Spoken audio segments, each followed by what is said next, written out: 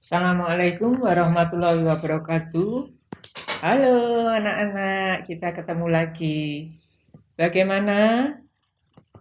Kalian sudah paham dengan materi ruang lingkup geografi dan objek geografi? Baiklah, kalau kalian sudah paham, marilah kita lanjutkan pada pertemuan kedua ini dengan materi konsep esensial geografi dan prinsip-prinsip geografi.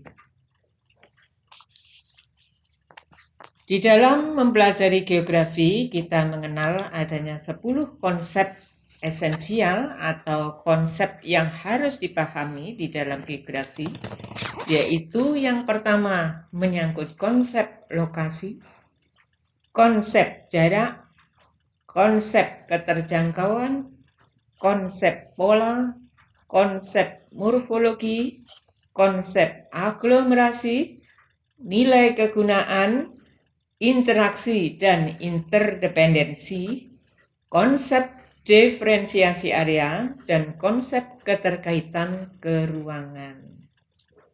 Baiklah, kita bahas satu persatu mengenai konsep-konsep tersebut. Yang pertama adalah konsep lokasi. Seperti yang kalian ketahui bahwa lokasi itu adalah menyangkut tempat. Jadi kalau kita berbicara tentang geografi, maka yang pertama yang harus kita ketahui adalah mengenai lokasi atau tempat di mana gejala-gejala geografi itu terjadi. Konsep lokasi itu bisa dibedakan menjadi dua, yaitu ada konsep lokasi absolut dan konsep lokasi geografis. Konsep lokasi absolut itu berdasarkan pada letak astronomis, di mana suatu tempat berdasarkan letak astronomis itu tidak akan pernah bisa berubah. Seperti misalnya Indonesia terletak pada lintang 6 derajat lintang utara sampai dengan 11 derajat lintang selatan, 95 derajat bujur timur sampai dengan 141 derajat bujur timur, itu akan selamanya Indonesia terletak pada letak astronomis tersebut. Sedangkan letak geografis itu adalah merupakan letak yang relatif ya suatu tempat. Misalnya saja letak rumah si X terletak di tepi jalan. Bisa juga letak X itu rumahnya di belakang sebuah pabrik.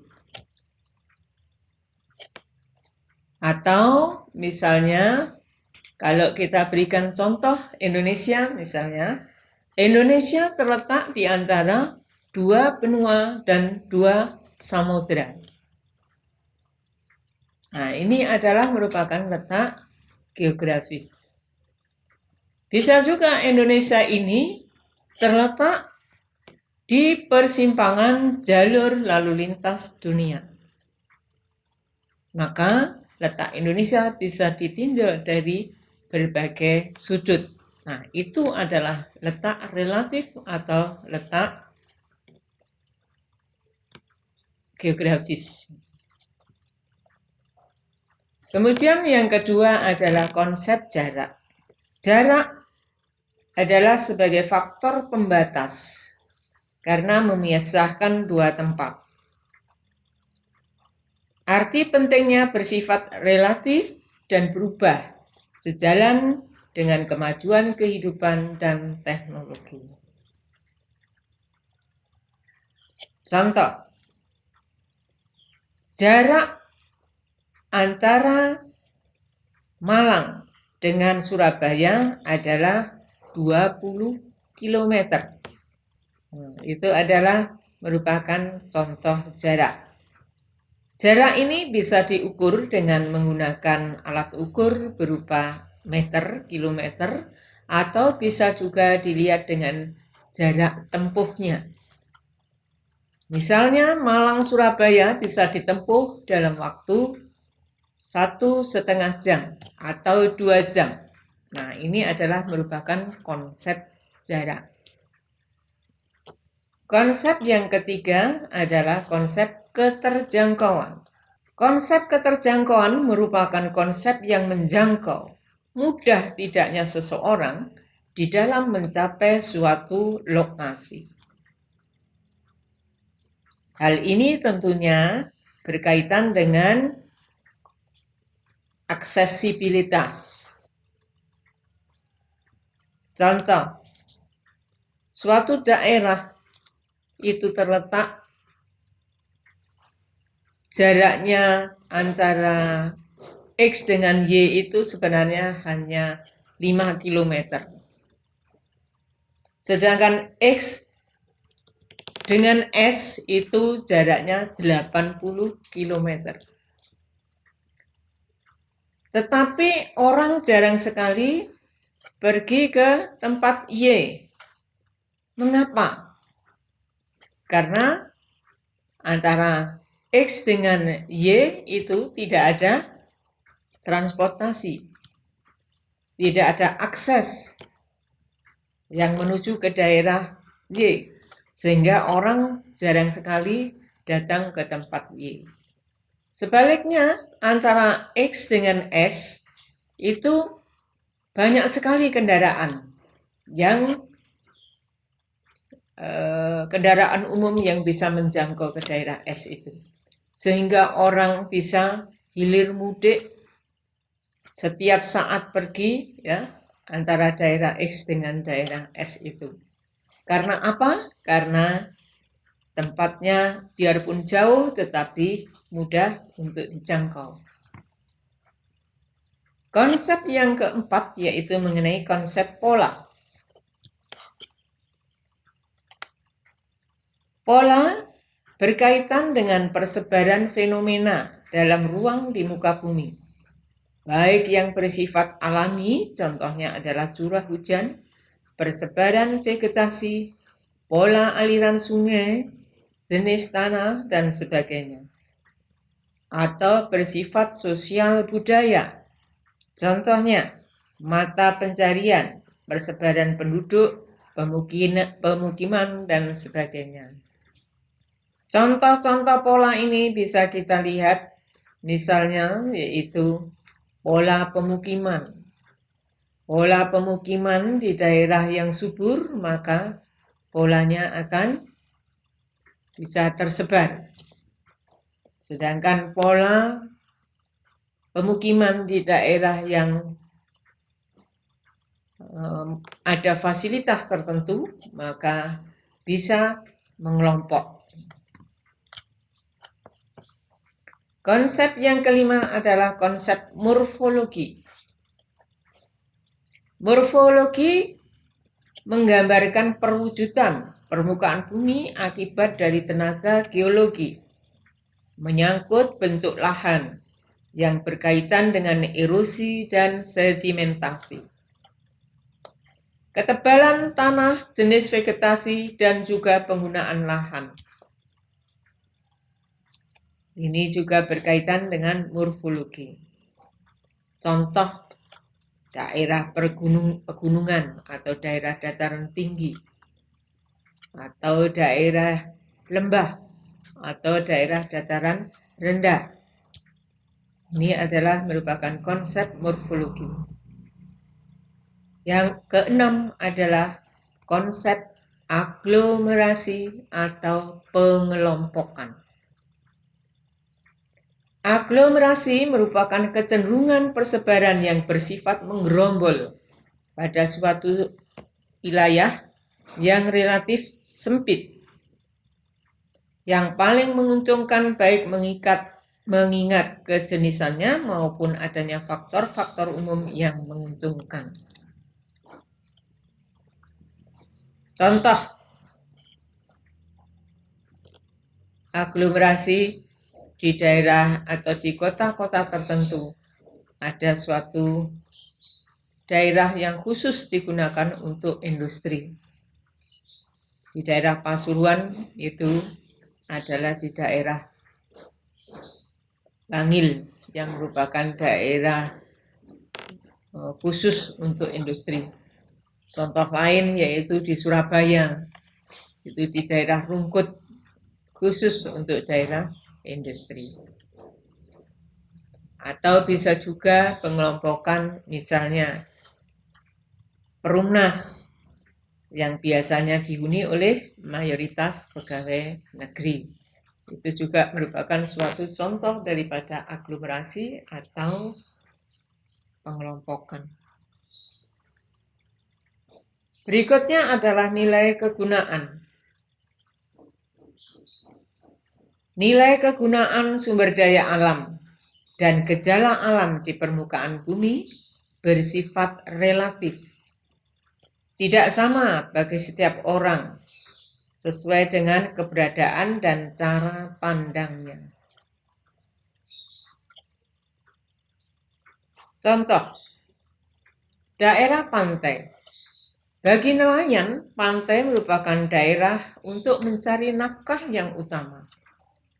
Tetapi bagi penduduk kota, merupakan tempat rekreasi.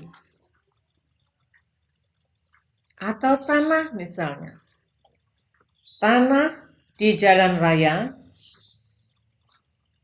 ini harganya mahal. Mengapa? Karena tanah di pinggir jalan raya itu bisa digunakan untuk melakukan suatu usaha. Sedangkan tanah yang ada masuk ke pedalaman maka harganya akan murah. Karena apa? Karena nilai kegunaannya itu berkurang. Tidak bisa digunakan sebagai tempat usaha. Konsep esensial yang ke-8 adalah interaksi interdependensi. Interaksi merupakan peristiwa saling mempengaruhi antara objek yang satu dengan yang lain. Karena setiap tempat mempunyai potensi sumber daya yang berbeda. Satu contoh.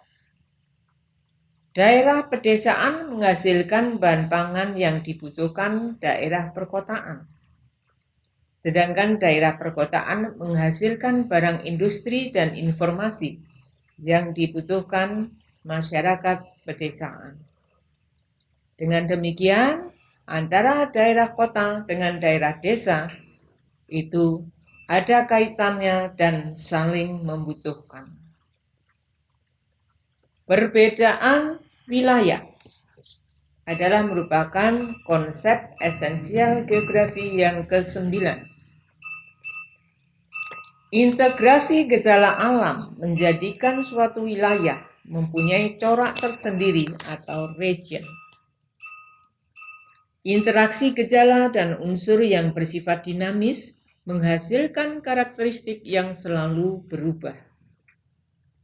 Perbedaan wilayah juga mendorong terjadinya interaksi antar wilayah dalam bentuk mobilitas penduduk dan pertukaran barang serta jasa. Contoh, pedesaan dengan corak khas persawahan yang tradisional berbeda dengan pedesaan dengan sistem pertanian, industri, atau perkebunan. Sebagai konsep yang terakhir adalah keterkaitan ruang atau asosiasi keruangan. Keterkaitan ruang menunjukkan tingkat keterkaitan persebaran suatu gejala dengan gejala yang lain di suatu tempat, baik yang menyangkut gejala alam, tumbuh-tumbuhan, atau kehidupan sosial.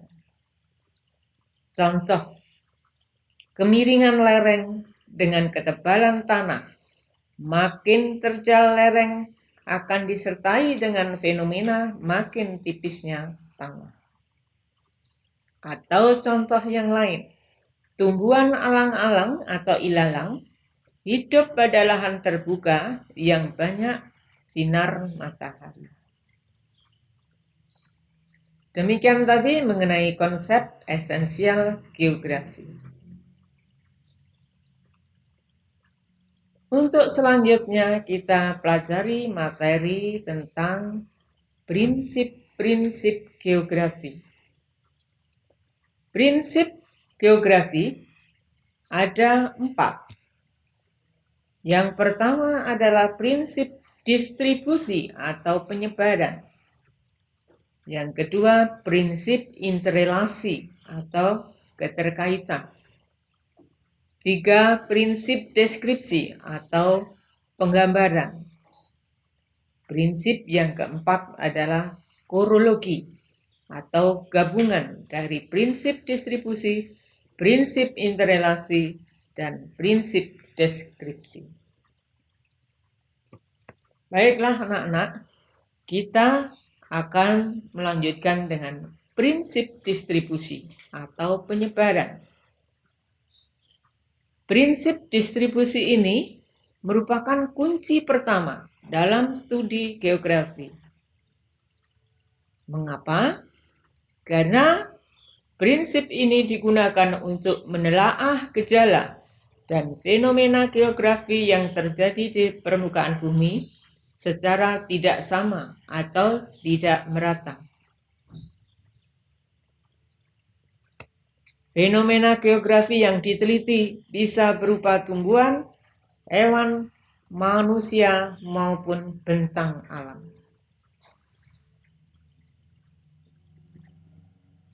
Bahkan beberapa ahli geografi mengungkap bahwa prinsip distribusi mampu mengungkap hubungan antara fenomena satu dengan yang lainnya secara menyeluruh dan bisa digunakan kepentingan meramal keadaan di masa yang akan datang. Contoh di sini kita bisa melihat bahwa di Indonesia ini barang tambang itu juga penyebarannya tidak merata. Tidak semua tempat itu menghasilkan minyak bumi. Tidak semua tempat di Indonesia menghasilkan batu bara dan sebagainya. Jadi misalnya ini kita bisa melihat ya, persebaran barang tambang minyak itu ada di Sumatera sebagian, kemudian di perairan Laut Jawa, kemudian di Sulawesi, di Papua, hanya di daerah Biak. Begitu juga dengan tambang-tambang yang lainnya. Berikutnya adalah prinsip interrelasi atau keterkaitan. Prinsip interrelasi ini digunakan untuk menelaah keterkaitan gejala geografi yang satu dengan gejala geografi lainnya yang terjadi dalam suatu ruang.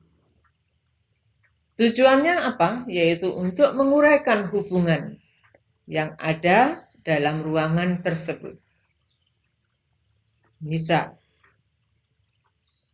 mengapa bisa terjadi banjir yang sangat parah di daerah hilir misalnya? Maka ini bisa dilihat ternyata bahwa banjir parah bisa terjadi di daerah hilir disebabkan oleh karena adanya penebangan hutan di daerah hulu. Atau bisa juga terjadi karena masyarakat banyak yang membuang sampah di sungai sehingga sungai menjadi dangkal dan terjadilah banjir. Yang ketiga adalah prinsip deskripsi atau penggambaran. Jadi yang ketiga adalah prinsip deskripsi atau penggambaran atau penjelasan.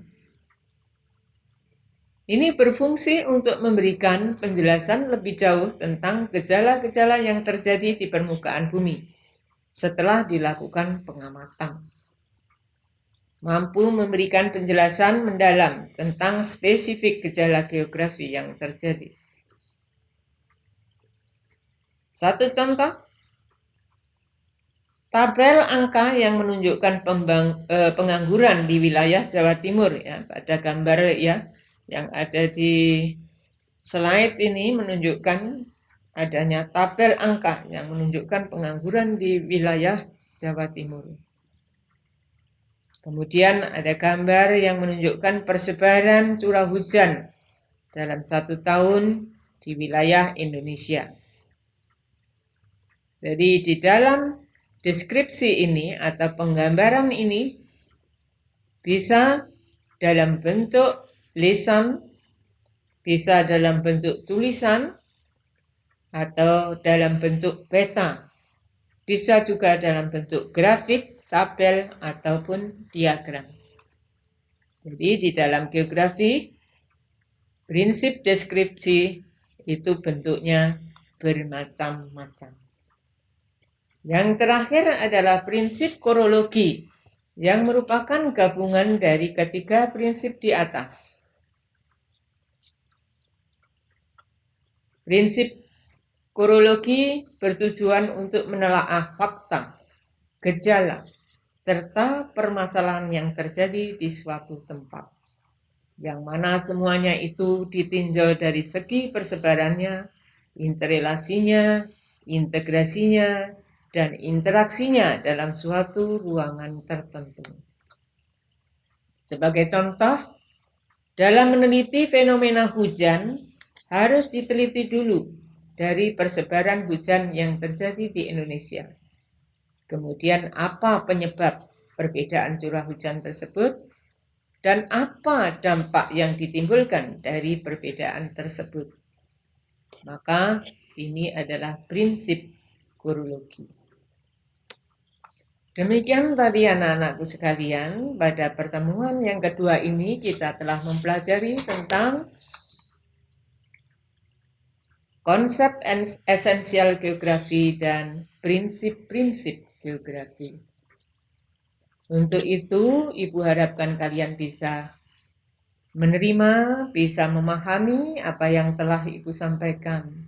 Dan apabila kalian masih belum memahaminya, maka bisa mengajukan pertanyaan-pertanyaan melalui WA. Kemudian yang lainnya yaitu juga setelah proses pembelajaran ini, maka kalian juga akan mendapatkan tugas atau kuis yang harus kalian kerjakan pada saat ini juga. Demikian anak-anakku sekalian, kurang lebihnya Ibu mohon maaf, dan sebagai akhir kata, wassalamualaikum warahmatullahi wabarakatuh.